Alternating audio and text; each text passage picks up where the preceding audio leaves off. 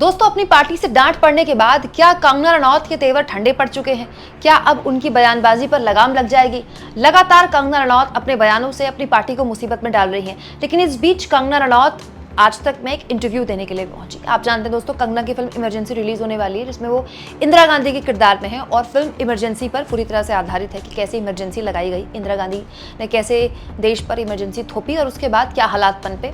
तो इस फिल्म के प्रमोशन के लिए कंगना आज तक में गई हुई थी और आज तक में अंजना ओम कश्यप उनसे सवाल पूछ रही थी और किसानों को लेकर जो कंगना ने बयान दिया उस पर और उसके बाद जो उनकी पार्टी ने बाकायदा प्रेस रिलीज जारी करके बताया कि कंगना का जो बयान है वो उनकी पार्टी का बयान नहीं है और कंगना इस तरह के बयान देने के लिए अधिग्रहित नहीं है।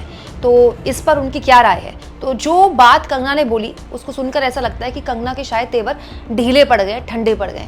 कंगना ने इस बात को स्वीकारा दोस्तों कि उनकी पार्टी में, मतलब बीजेपी में, उनसे भी सीनियर लोग हैं और वो और सीखना चाहती हैं। और अगर पार्टी की ये राय है कि जो उनकी राय है पार्टी उससे इत्तेफाक नहीं रखती है तो ये ठीक है, क्योंकि वो बिल्कुल नई हैं, अभी जूनियर हैं और उनसे काफ़ी सीनियर लोग हैं। और उन्होंने खुद कहा, कंगना ने भी कहा कि वो सीखने के लिए तैयार हैं। मतलब कंगना ये कहना चाहती थी कि वो अगर उनकी पार्टी उनको किसी बयान को लेकर टोकती है तो इसमें उनको कोई दिक्कत नहीं है और वो चाहेंगी कि उनकी पार्टी उन्हें बताए कि किस तरह से, किस मुद्दे पर क्या बोलना है, क्या नहीं बोलना है। हालांकि इस बयान के बाद वो लगातार वही बातें बोल रही थी जो लगातार वो बोलती हैं।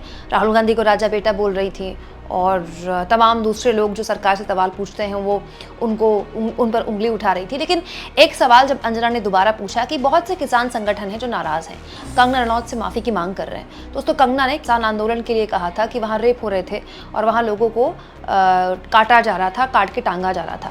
इसके बाद कई किसान संगठन इसको लेकर नाराज़ हुए। बीजेपी ने तो किनारा कर लिया कंगना के बयान से, लेकिन कई किसान संगठन कंगना से माफ़ी की मांग कर रहे हैं। तो इसके जवाब में कंगना ने एक और सवाल दाग दिया अंजना पर। मतलब सवाल का जवाब सवाल से दिया कि उन पर जब अटैक हुआ था तब ये लोग सेलिब्रेट क्यों कर रहे थे। दोस्तों, कंगना रनौत किसानों को लेकर इससे पहले भी इस तरह की बयानबाजी करती रही हैं। तब एयरपोर्ट में उनको हिंसा का शिकार होना पड़ा था और एक महिला सुरक्षा बल ने उनको थप्पड़ मारा था, जिसके बाद काफ़ी बवाल मचा था। उस बात का जिक्र करते हुए कंगना ने कहा कि जब वो टारगेट हुई, जब उनके साथ गलत हुआ तो लोगों ने सेलिब्रेट किया उसको, तब तो उनका किसी ने साथ नहीं दिया। और आज जब वो कुछ बोल रही हैं तो उनसे कहा जा रहा है कि कंगना माफ़ी मांगे, जबकि जब कंगना के साथ गलत हुआ और वो लोग सेलिब्रेट कर रहे थे तब कंगना से किसी ने माफ़ी नहीं मांगी।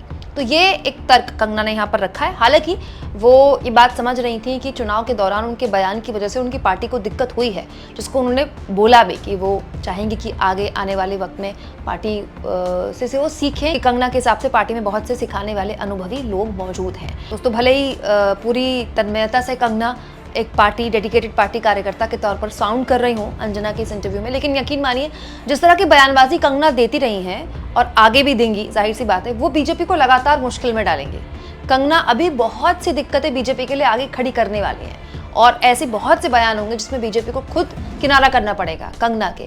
हो सकता है आने वाले वक्त में कंगना को ही किनारा करना पड़ जाए पॉलिटिक्स से।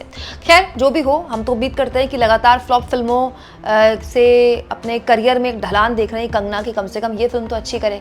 आपको क्या लगता है दोस्तों? कमेंट बॉक्स में ज़रूर लिखें और जितना हो सके चैनल को शेयर करें, सब्सक्राइब करें और थैंक्स और ज्वाइन के ऑप्शन से अगर आप चाहें तो कुछ आर्थिक मदद ही चैनल की ज़रूर करें।